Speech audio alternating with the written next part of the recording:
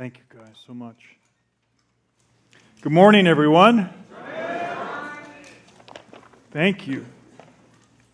Hey, I don't know what I have here for you today. And I mean that. I had the weirdest phenomenon happen this week while preparing this message. I was gathering notes all week, and Thursday I started creating a document of this is my message. And somewhere Thursday afternoon, I see this thing happening, and I don't know if I'm resting my hands down on the keypad or what, but suddenly my notes were disappearing line by line. Just going away. These hard-worked things, I don't know if I had saved anything really yet, and they are going away. And I'm hey, don't do that! Stop! And they wouldn't stop. I'd scroll up to see if some of my newest work was going, and there it was working up there. And it was just, I just had to sit and watch my life pass in front of my eyes. I said some good things. And they were gone. And so I looked, I tried to recover a file, and maybe I got 50, 60% probably when I said save, or I was hitting buttons. So that I had to kind of reconstruct what I thought I had before, a watered-down version of something that wasn't that great to begin with. And then, so Saturday, I'm just putting the finishing touches on this thing, and it happens again. I'm at the office by myself. I go, hey, you can't do this! And it wiped out so much of what I had to say. It had a couple few pithy things that stayed, and so I don't know what I'm doing wrong, but I think what it is God saying, I finally got the hang of this, and I can delete things I don't like. That was terrible. That was heresy. I just saved you, so I'm just getting rid of some of that stuff. So I'm truly, this didn't get deleted, so we can go with this and read Romans chapter 7. I'm going to make it through verse 12, I think, and maybe not. Last service I didn't. Last service I wiped out my last point. I'm going to do a series in the future of fourth points that never got preached. I'll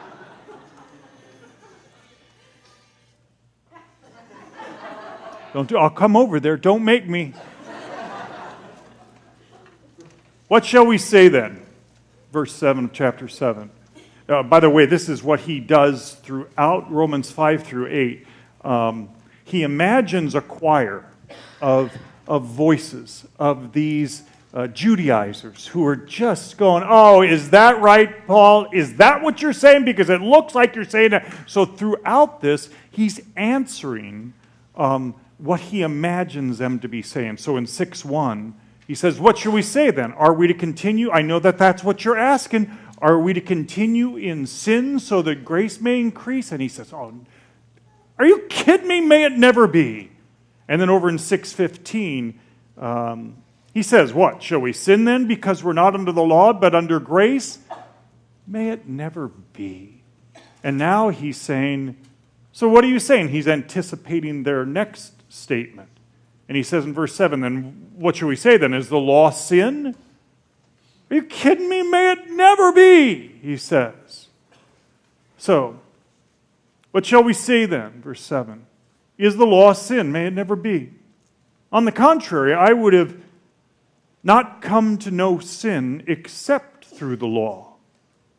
For I would not have known about coveting if the law had said, hey, you shall not covet. But then sin did this.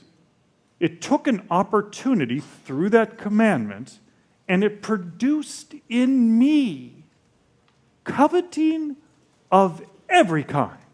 See, apart from the law, sin's dead. You're not even aware of it.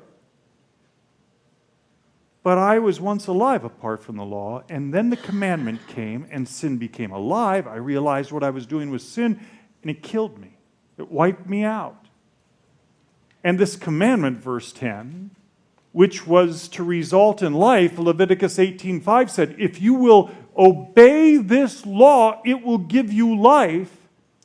it was proving to result in death for me. For sin taking an opportunity through the commandment, literally making a base camp through the commandment, it deceived me. It fooled me. I thought I could keep it, and I worked so hard to keep it, and it killed me. It deceived me, and then it killed me.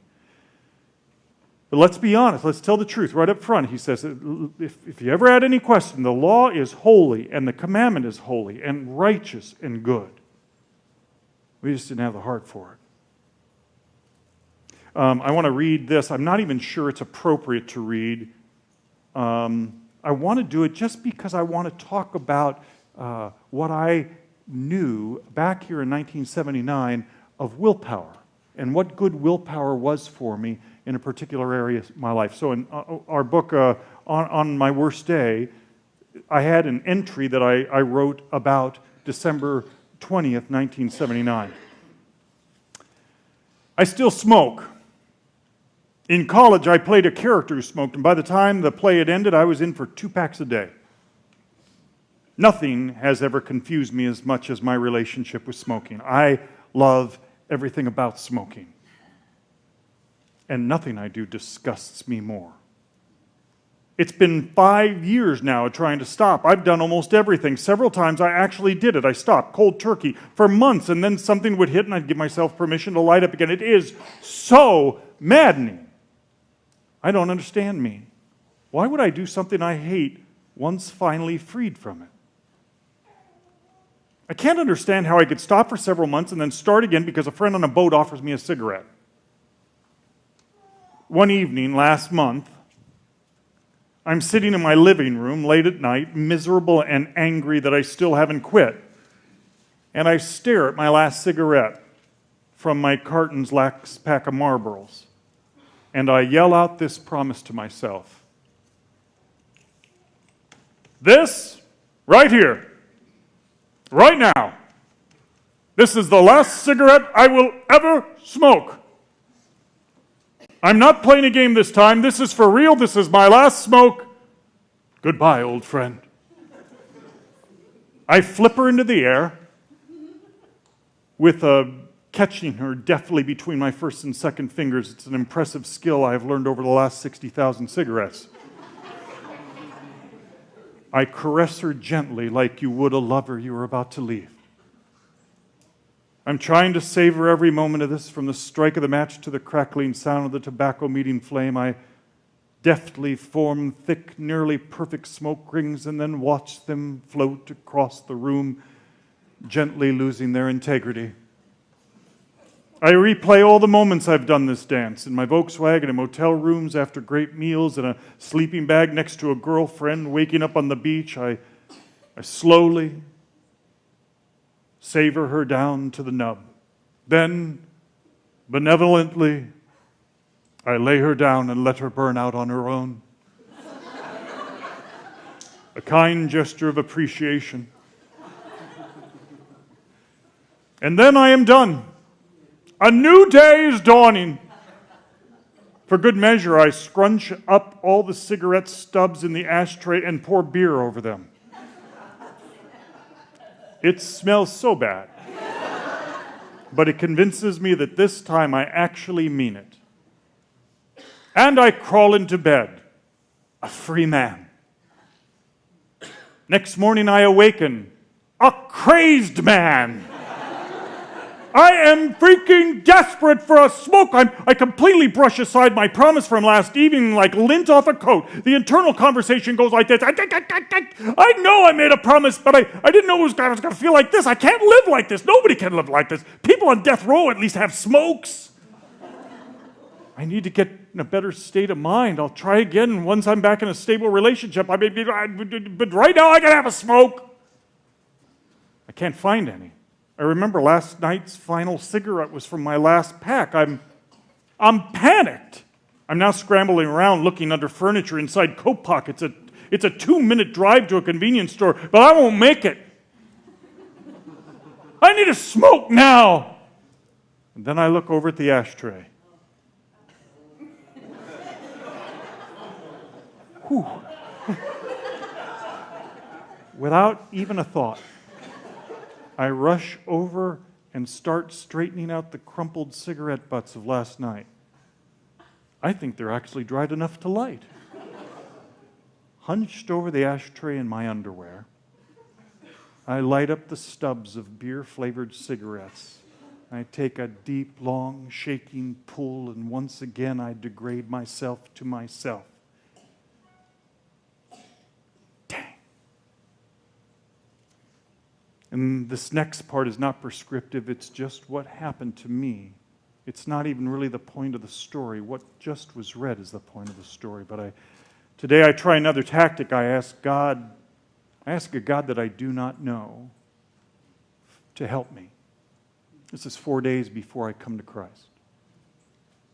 And I say, I have no business asking you anything. I don't talk to you. I don't even bother you with requests of prayer. I'm not even certain you exist, but I hate that I smoke. It fills me with a self-loathing I don't even know how to describe. Look, so here's the deal.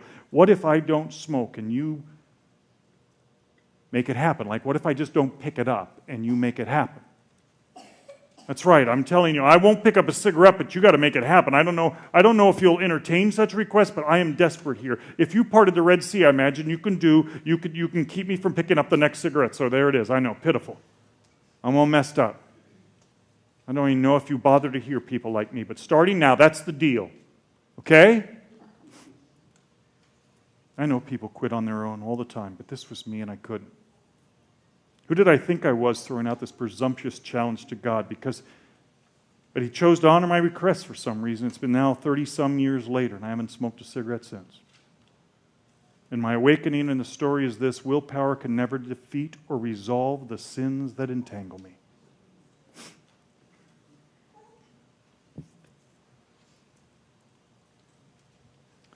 So His answer is no. May it never be. The law is not sin. But sin in the flesh takes advantage of the law to harm us big time. The law is not in itself sinful, nor does the law itself cause us to sin.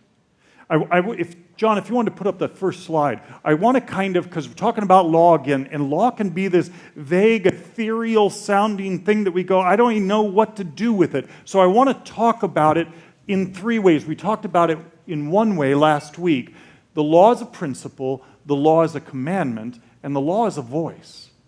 So I was thinking about, if you put up that next slide, the law is a principle. Remember we said this last week? The principle of law, all the way back to Adam and Eve, describes this resentment in me that I am not God and He is. Since the choice of Adam and Eve, we've fought anyone telling us what to do. We believed we could be right on our own through our behavior, and it proved us otherwise. Our behavior showed us we couldn't do it. And this, guys, get this so much. It was that principle working in me, and then the resultant realization, I can't do it. There is a God. And He has a way that He wants me to do it, and I can't even match up to it, and I can't get past it. So this created immense guilt because we never felt like we could be enough or do enough. So the law is a principle. The law is a commandments. We're going to be looking at that today in 7:7 and on. An actual Mosaic law that was written on stone tablets to Moses that were given to the people of Israel, the 10 Commandments. It's an actual putting a fine point on this is who I am, this is what I want, this is what I'm hoping you could be. But it was written in such a way, it had an edge to it. You had better not commit adultery. You had better not be covetousness. You had better not, if you say you're an Israelite, I would wonder if I kept doing it. So it kind of created this sense in me of what do? I'm desperate. I'm not keeping it enough. And it also made a rebel out of me. I'm tired of you telling me what to do. So it all was hastening me calling out for Jesus the Messiah. That's what the law was doing. And so now, what is the law to me now? Well, it's a voice, isn't it? Maybe a voice that's in my head from early on teachers, or parents, or friends, or billboards, or shows, or whatever influence that said this to me. It's a voice. Maybe if it was imposed in your youth or in a church that maybe taught bad faith, maybe you're having a horrible time getting rid of it. I know it can be in our heads. The way we talk to each other, the way I talk to oh, come on. Are you ever going to learn you should be, you ought to be, but by now you're not? And I tell you what, what's wrong with... And it's in our head. It's a track. It's a voice. The motivation for obedience comes through this constant challenge, a demand of our obligation to Jesus after all He's done for you.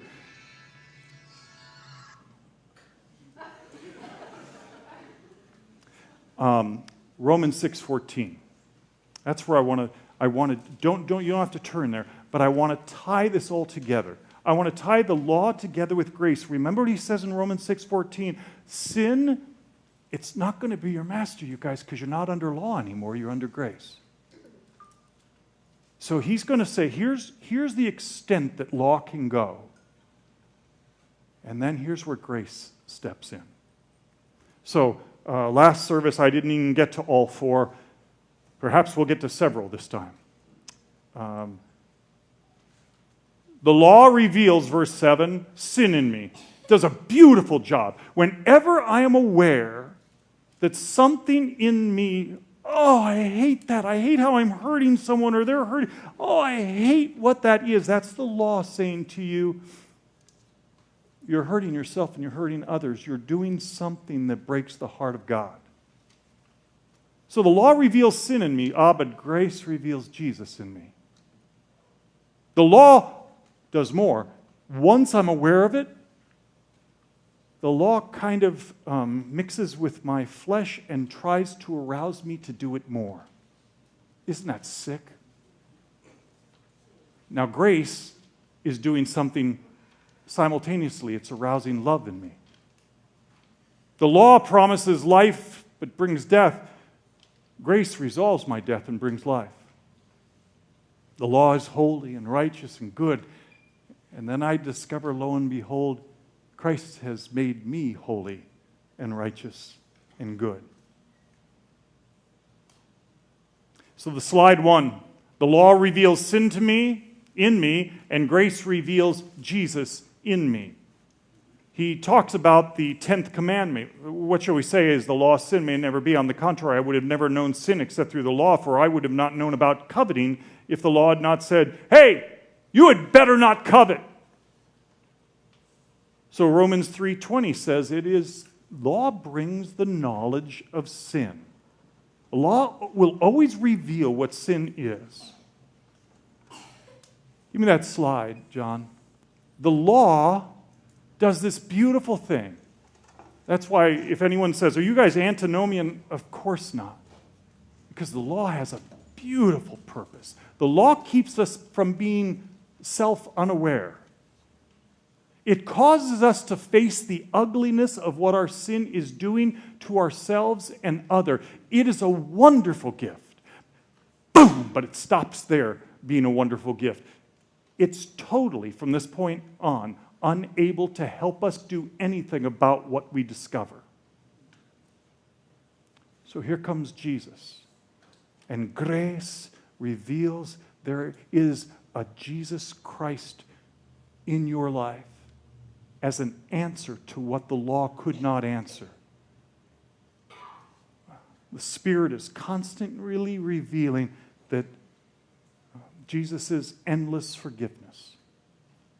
It never ends. It never begins to start to end. His forgiveness is complete and perfect and forever. The grace reveals that I have a shame-free identity in me now. It didn't used to be that way, but it is now. When the angels see me, they go, I don't know what he's talking about, this whole shame thing, because we don't see it. He doesn't have that identity.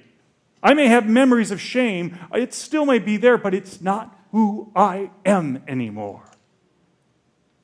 Grace reveals his unconditional love. He adores me, always. I'm never on trial. I'm never falling behind. He's never saying, I like you, but love's a strong word. I'm going to say no to that. I used to love you, don't get me wrong, and I could love you again, but right now, I like you. Never. Never. There's nothing you can do to make his love be less, and there's nothing you will ever do to make him love you more. His indwelling fusion with me. The grace reveals that I'm not who I used to be, a saved sinner, that I'm fused with Jesus Christ right now, all the time. All the time. I can't tell where he ends up and I start up.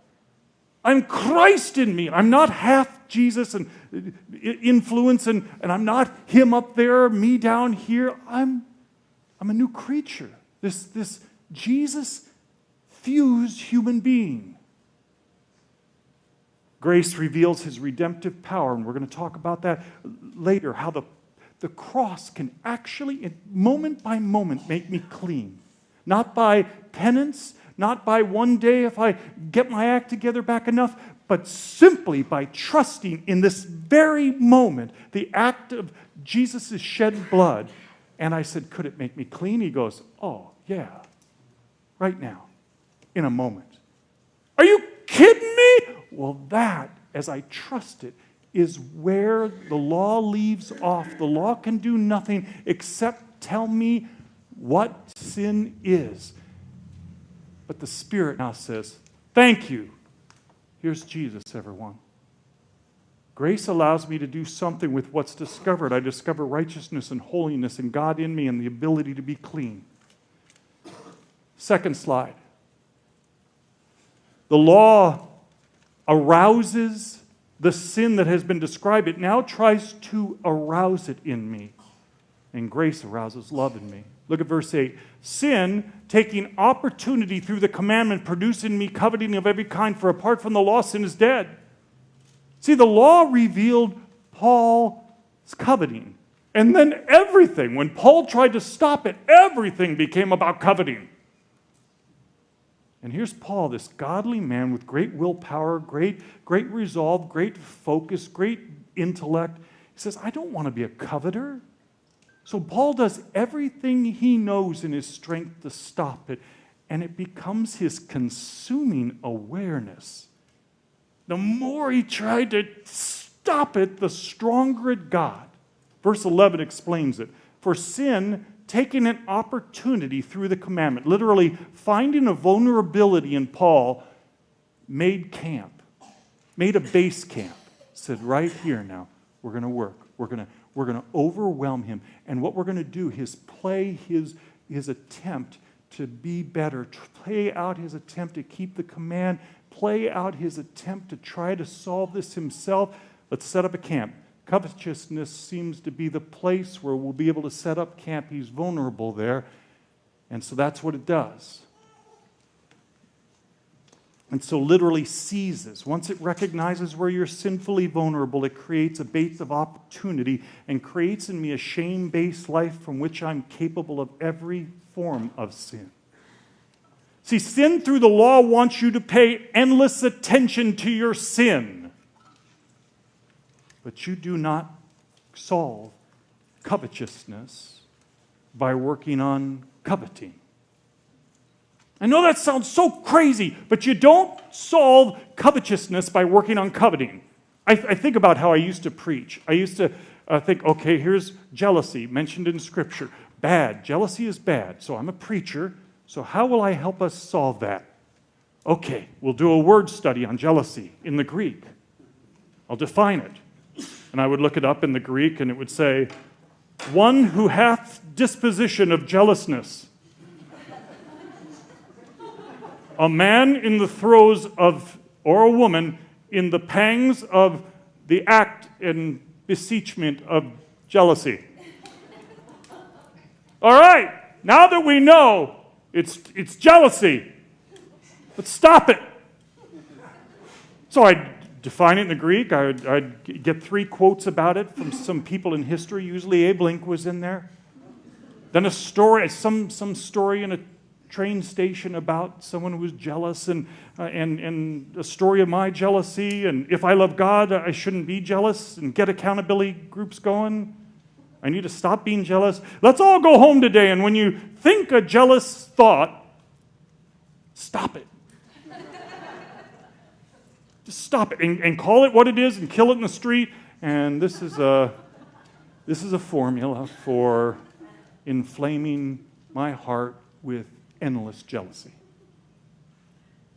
I don't solve my sin by working on my particular sin. I know that sounds crazy. It's not like anything we see in life. In practical life, if your toilet's broken, you work on your toilet.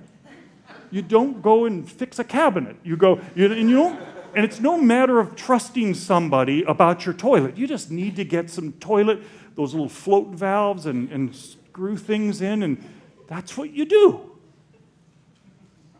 So put this up. I hope Open Door grabs this.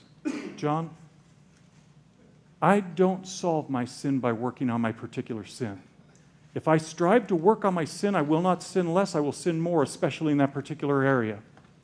And I will not learn dependence upon Christ. If I focus on learning to allow myself to be loved by God in my sin, I will love more and sin less. I wish that everyone in here was taking pictures of that and studying it. This is so counterintuitive. It's so goofy, but it's true. You've tasted and tried and played out all the way to the dregs the other way. I don't solve my sin by working on any particular sin. If I strive to work on my sin, I will not sin less. I will sin more, especially in that particular area, and I won't learn dependence upon Christ. If I focus on allowing myself to be loved by God in my sin, then I will love more and I will sin less. So grace arouses love in me. It woos my new nature to come out. I'm loved. I'm a lover. I don't have to hide. I don't have to solve a behavior. I can trust God with me. The beauty about love is that it never inflames my heart to sin. And receiving and trusting God's love always weakens the power of that particular sin.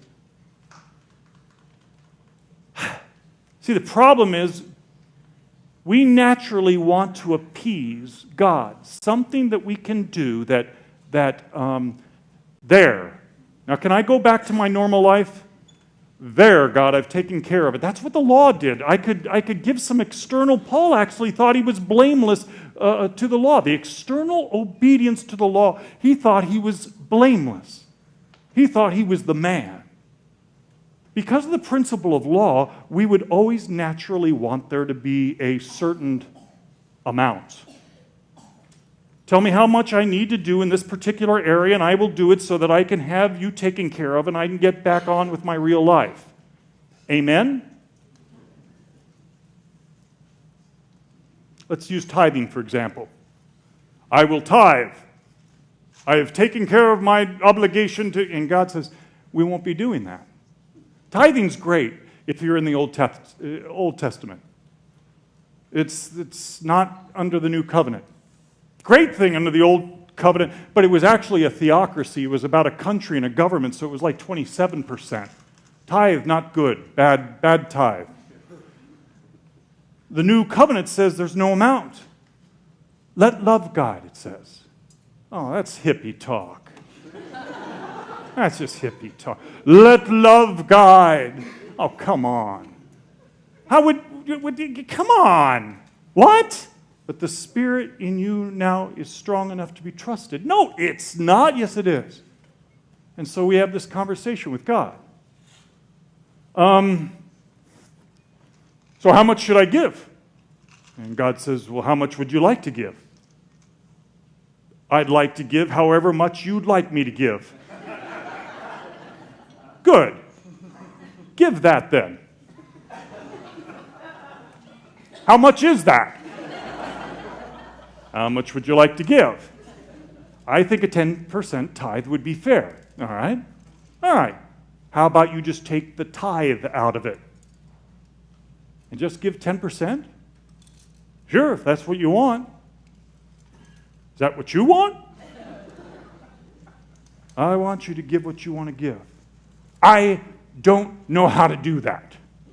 I know you don't. So come to me and hang out for a while.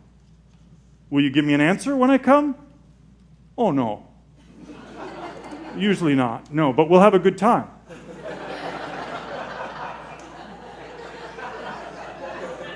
Please, can you give me an answer? No, I'm going to have to say no on that. Do what your heart says. My heart says, my heart is goofy. It could say to give nothing, then give nothing. Well, that wouldn't be right. Well, then don't give nothing. But see, let me just tell you, God, the missus and I, we're tight right now, okay? Financially, we're tight. We'd like to give almost nothing but still have your blessing. Okay. Wait, that's it? Just okay? Look, I want you to be generous. I want it to be a relationship from your heart, from love. I do want you to see how I work in generosity. So I can't coerce that. I'm uninterested in a tithe that lets an option for generosity off the table. Okay, all right. Well, 10% would be really generous for us.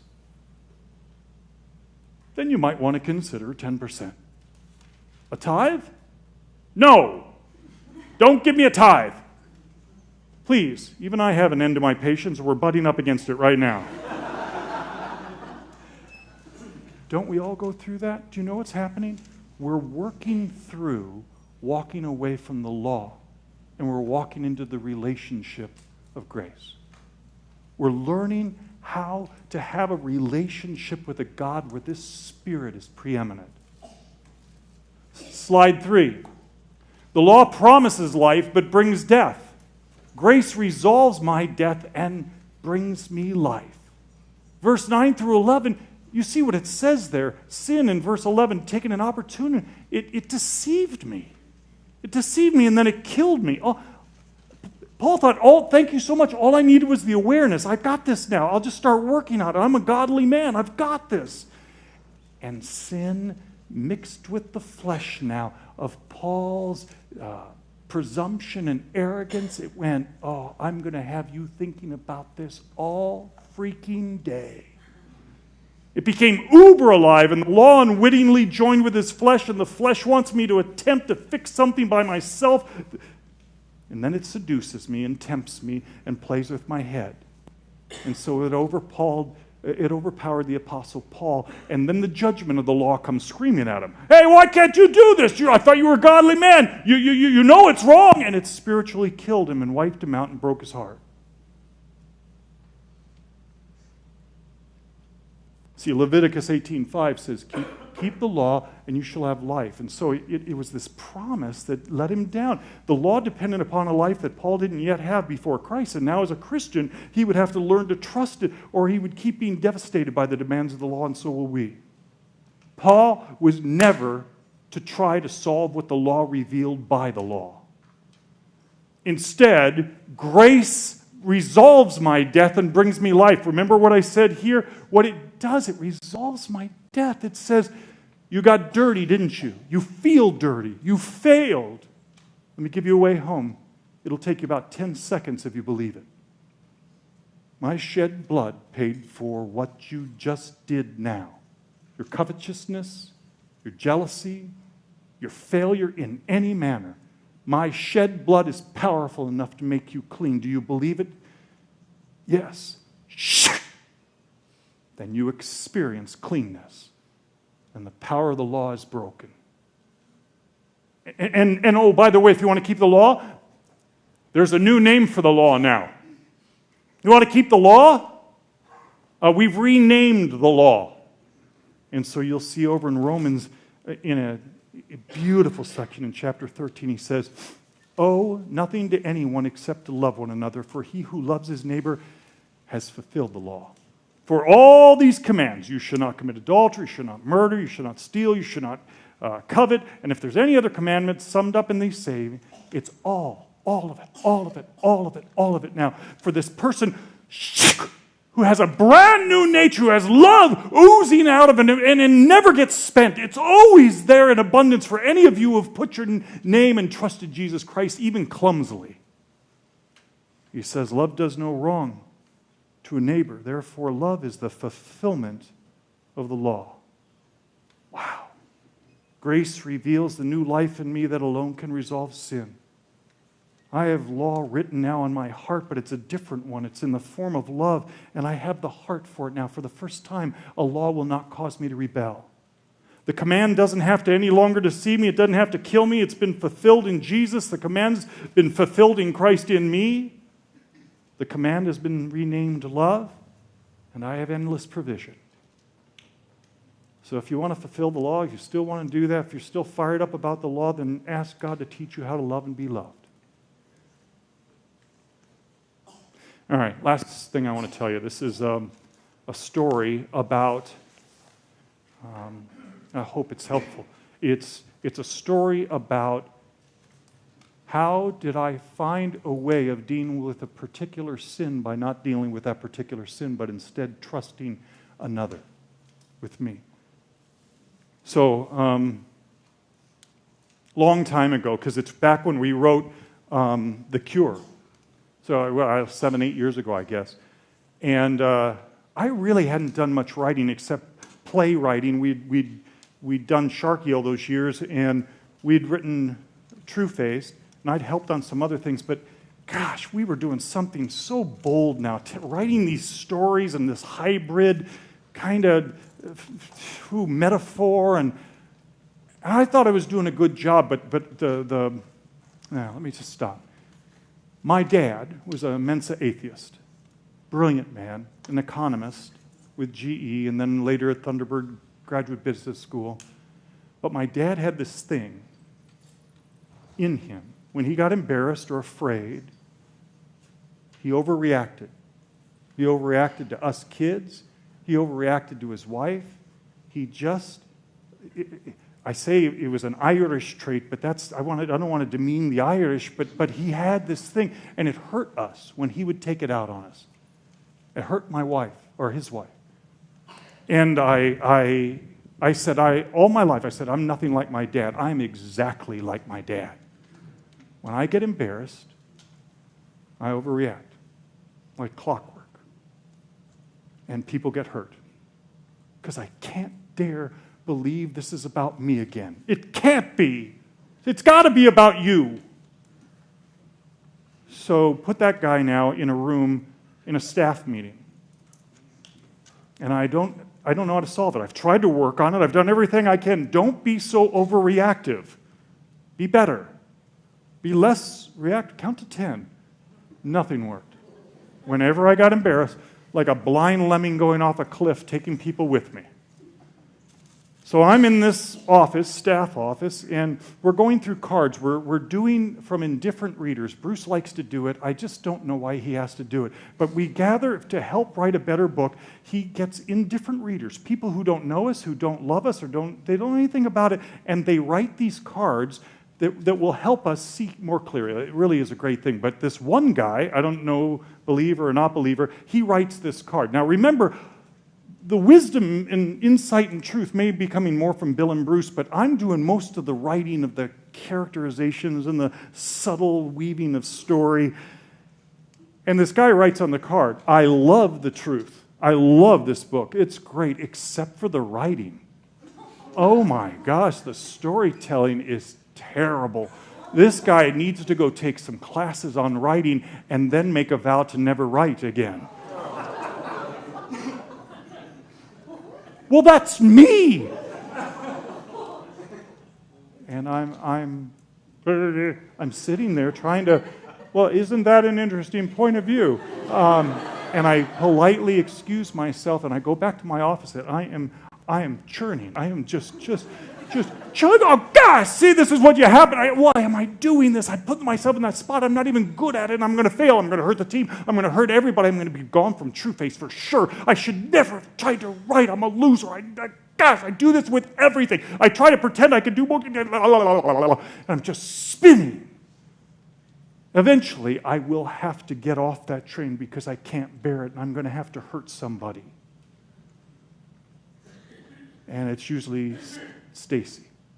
My kids are out of the house. They won't even give me a chance anymore. Stacy happens to call that day while I'm in my office churning.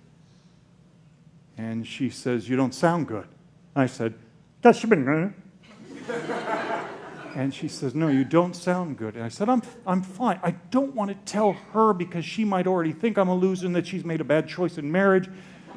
And now this proves it. This indifferent reader proves it. And this is as close as I can come to the truth. Something changed on that day. I would say I never trusted Stacy with me in that kind of thing ever before. Ever before. On that day I did. And I said, "Honey, I got embarrassed. I got really embarrassed, and it freaked me out. I don't know." He said I'm not a good writer and that I shouldn't be, that the story was terrible. I had to sit in there in the room, and I tell her all about it, and she says, "Stop." And because she's Stacy, this is the first thing she says. "I've always told you you're a better speaker than a writer." Thank you, hon. Thanks. Thank you. Perhaps that's why I've never shared any of this with you. And then she says, "I think what you've done is excellent, all three of you. And another problem with him is he doesn't know you. I think you're the finest man I've ever known. Now come home. Come home. I've made the meal you love the most. The twinkle lights are on in the back patio, and I've opened a bottle of wine that you or non-alcoholic beverage. And it's open, and when you come to the front door, I will kiss you like a rabbit on furlough."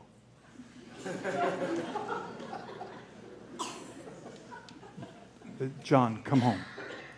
And I did. I came home, and I was so fragile, you guys. That whole evening, I was so messed up. But I sat and I ate dinner, and she kissed me at the door. My wife, I let her protect me. I let her love protect me. I believed her love. And that night, can I tell you something? Nobody got hurt.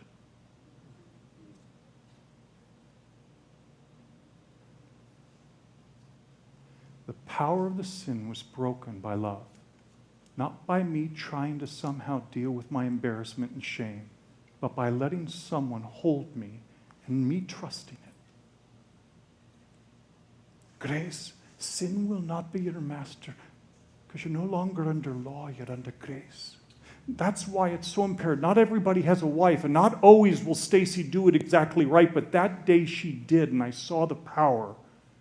That's why we need friendships. Not all of us are married. Not all of us have someone who's capable of doing that even half the time. So we have to have those relationships of friends who say, "I know you and something's not right,"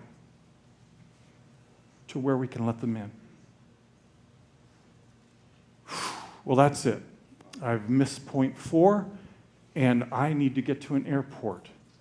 So I'm going to have Caleb come up and take us to the table. Guys,